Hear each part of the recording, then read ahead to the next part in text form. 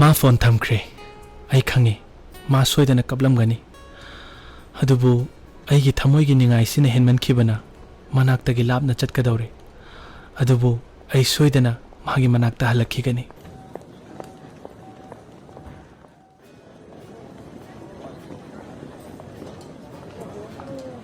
Security check loibaga flight lakpa ngaina mana pirakpa pek to hangdoktuna yengloi ai tu chungi diary amaga pen amaga yaurame diary dugi ahanba chena duda mayek lana irame inaktagi chakhragani nangdi aibu idom thanamle lapnaringai mikup kharasida aibu ningsinglakpa mikup khuding aikidamak wahi amatang oirabasu diary gi lamai sida Nangi thamoy gi paudam ni khanne ibiyu ko diary sina inak ta halakpa mikup to ai khaurang na ngairamge ko ai tofam khangdana mana pirakpa diary du yengli tamhoraga da bi ma gi damak wada basungamde khangde mashina karamba thamoy gi marino Attention please, this is the final call to departing passengers to proceed flight lakle haina announcement pirai mayam flight ta board tawnaba same sai aigi seat tu da famlaga ai thongnaw tu da yengloi ai bu ngai hori bi mabu ningsing lai mabu thongnaw maya da aigi mai ke yengli dara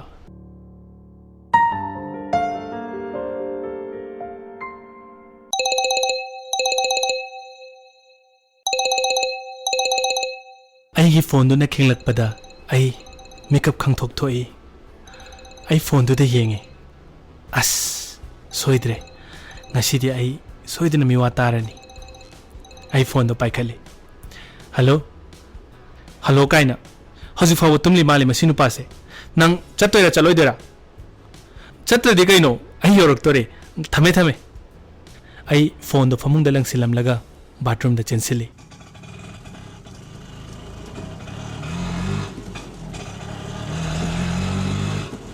Hatu loisilaga college yawnanaba auto ma faduna chatli auto dagi hek kumthabaga ai bag to posilaga gate lomda hatu changsili ground da khamliba bus to urei ai bus to tamna chenchat chatli ai ithanta watpa oiram labadi soidre ai ngasi khonti chaba ai bus to da fatka khali mi ihang hanglami imanaba mari manga khakti yaurame as aina pakhaluri sidi yamngala mijani dana ai bag to mafam chana hapchilam laga koina yengi tondi leiba ude khangni madoi nupi do mana ibu pakharandana evomin ga mata charaktre horendi lambi da fajarani ai bus tagi kumthaduna koyeng yengi ground dugi matai da mathanta sungjillaga fambadu urei ai magi manak tana chensili sas akhoi ton singa sidi akobi ga toi ko nei re yam sithara kanu ko bit yam yaw jingai sida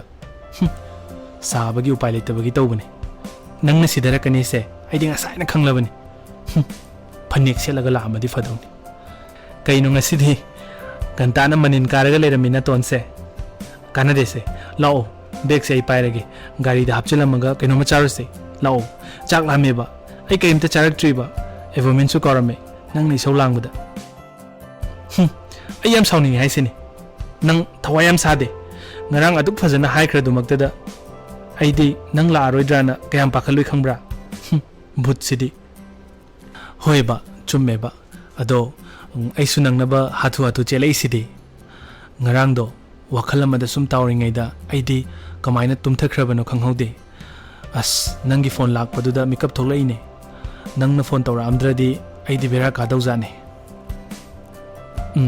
ai suman ba sakta siga some style ni kaina kaino toidubo yam yeningde ko amta fajana semo sabo hek maladana chap ga yungi masam nena ani mate khak hobasida ibe ma sigi some style sidani ne nupi mayam na turi se khangdri mana se latest ni khangaba market ta yorok tribani online dagi download tori ne hek haijin bu masak siga paktre bungo nangdi icham cham na leibana pakchabe hele ado aigi hair belt se fajabra yengone nangna nahamuk leibi bado ꯄꯛꯄ꯭ꯔꯥ ꯑꯩꯉꯣꯟꯗ ꯑꯁ ꯈꯨꯐꯖ ꯑꯃ ꯄꯛꯆꯕꯅ ꯂꯣꯏꯔꯦꯍꯦ ꯅꯪ ꯁꯤꯅꯤ ꯅꯪ ꯀꯩꯅꯣ ꯐꯖꯩ ꯍꯥꯏꯔꯒ ꯁꯨꯛꯇꯣꯛꯄꯒ ꯄꯩꯊꯣꯛꯄꯒ ꯑꯃꯨꯛ ꯇꯧꯔꯤꯁꯤꯅ ꯑꯁꯦꯡꯕꯅꯤ ꯌꯥꯝ ꯐꯖꯩꯌꯦꯕ ꯁꯦ ꯐꯣꯇꯣꯗꯨꯝ ꯑꯝꯇ ꯅꯝꯊꯣꯛꯀꯦꯁꯦ ꯍꯣꯔꯦꯟ FBꯗ ꯋꯥꯔ ꯇꯧꯅꯕ ꯀꯥꯞꯄꯤꯔꯒꯅꯣ ꯑꯝꯇ you and your Facebook ꯀꯔꯤ ꯕꯤꯠꯇꯅꯣ ꯈꯪꯗꯦ ꯅꯨꯃꯤꯠ ꯆꯨꯞꯄ ꯑꯣꯟꯂꯥꯏꯟ ꯂꯩꯕ ꯉꯝꯃꯤ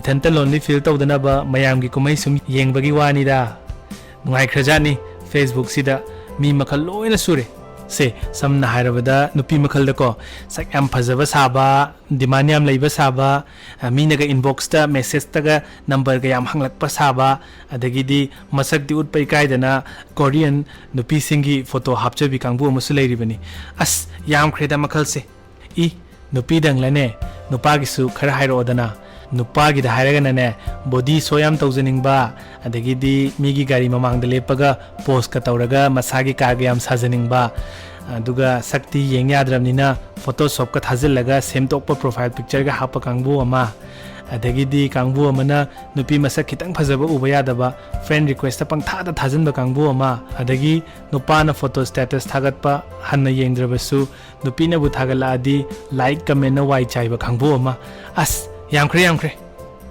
आइदी मरोइदा अमता पेन नोखीगे नंगदी फेसबुक ता रिसर्च तौरी जात ओइरेको तौरीनी कैनो तो थेसिस इदोइने अस नोकपदा एनर्जी का अमता यावद्रेदा लाओबा कैनोमता चारुसे चाक याम लामेबा होरेन लंबीदा बेरा कारनीबा नुंगसिदेको नंग नुंगसिदे हाइसिनी होएबा खंगेबा अदो से अमता लाओसे चाक लामना थवाइसे थादोरेमि नंगबो तोन लाओ हाइबा कईनु माना बेग से अमुक फाइसिना ओ पैसा ऐंगोंदा यावरे लाओ हाइबा तुमिना ngata layuba ai bu kadai da hap khrage ma bag to da karino ma koi thi thiri ton karino horen thiro lao base he sono si ni aina thiri se kaino sibo wow manam si de kapi he pasta ne aya siba igiro hes harani he spoon kadai deno piro as hawi he boboy kaino toy dubo tabna dum char su nang ni kanam ta mun ga dau su na tab sibu se sida phamula ai in bige adu di base ni ne khadang se su nom bige harakani ko ai bo ngang cha dawna yare thana cha jage mi na nong dani se mi in bige ba se ya ka to se boboy to nang ni misina hawi ne se ilo se chau ai sum yenge ba spoon ani suri se in bige kain hairodam kok chau sidi kaino murumum solido ha kaishunate aingonda su ilo haiba adunga saina kaptra su hayadro se in bige hawe ado khangni hayengwai no yumda leir kanda nungtigi ilange karino mu higatla na toidubo kok sasalo keda tawlerno hus taba faudi ta hodra male dasa amadi ko bus na horn khonglakpaduda ibani mak fat yengthoi imanabi mayamna makut khatlaga kawrai ibani bus tamna prep cheli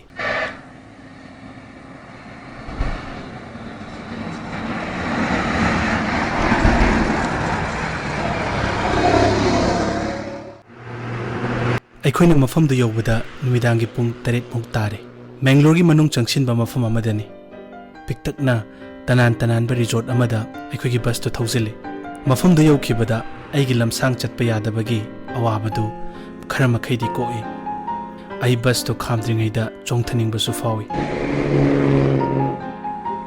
ꯎꯆꯤꯟꯅꯥꯆꯤꯟꯅ ꯕꯁꯇꯨ ꯈꯥꯝꯗꯨꯅ ꯃꯌꯥꯝ ꯃꯊꯪ ꯀꯨꯝꯊꯅꯔꯦ ꯄꯣꯠꯆꯩ ꯃꯌꯥꯝꯗꯣ ꯃꯊꯪ ꯂꯧꯊꯔꯦ लेरमलिबा resort टुकी staff सिंगदुना अखोइबु तराम ओपीरी आई इकोइने येंगे लापतकना मई परेंग अमा थालिबदु उई पुकनिंग हुनु फजै करीबु ओइरिगबा पुकनिंगदा लांगतकने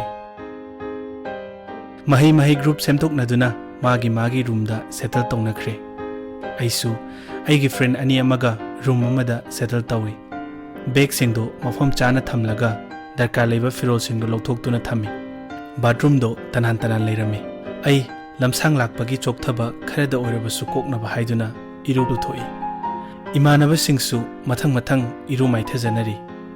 Ai famungduda famtharaga handbag to hangdoe. Ai gi headphone dubu kadom dapkrabanu. Ai hoithi. Mathangi chain do satching thokpada ai swai lawi. Kainoma nahandagi ikaw kawbudawna tawribasidi sida leiredana. Ai diary do lawthoi. Chena singdo phaktuna yengi. Ai ton gidamak wahi amata suirakte. Mana diary se hanglaklabadi karamna tawba. Ai khanbada laifam khanglakte. Tanjaduda dining hall da mayam lao haina pau pirai.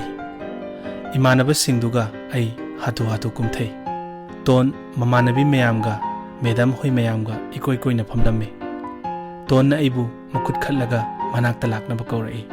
Ai imanabasingduga jangshenduna ton na famliba parengduda phammi. Coordinator sir na hayengi plan sing mathang sindokli. Group manga thokna aikhoibu khaidoi. Hayeng ayuktagi hauna field trip haurani khanbada nungaiba fawi. Amuksu ayuk ngana hawgatkani khanbada ai bit yaude. Adu fana oidunasu anoba experience amadi soidana oigani.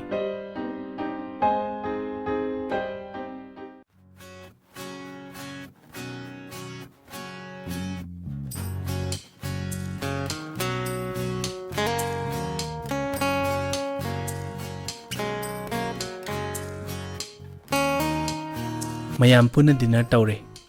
Resort ki staff singduna aikhoibu work chaningbra hanglai. Aina ihan hana hoi haina khumloi. Sir na ingonda munna yinglai. Aduga mayamna su loina yes haina launarei. Sir do upai leroi khangla male. Mana makok chingduna thoklai. Aina ngaktang haraubasidi. Pankhalakpa thajagi mangalna malem pumba pungning huna ningthi halle. Staff singduna aikhoibu lamjingduna poi. Ngasai ukiba maingal adomdani chatlibado. Ai khoirangba sum hengalai. Aigi excitement da tondo kadaida lehorabano haiba fawba ai kawi. Hoida masu mamanabi mayamga adum lakjarani. Ai khongkap kalap thangi.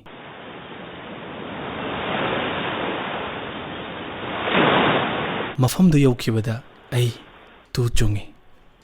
Wow, ton nangarang haibado chumledana. Mangalore coastal region ni haiba ai khangi.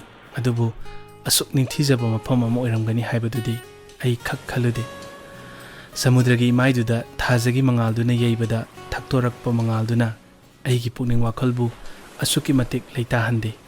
Ai angawagum chinda soloi. Wow, nahi rehe sidi. Do you like it? Yeah, I just love it. Kanano karino khangdana ai phat khumdokhi. Aina yengthokibada tondo mamanabi singa aigi nakta leptuna leirame. Nangna pamjaba mafam haibado oiraba natro. Mafam se yam phajai.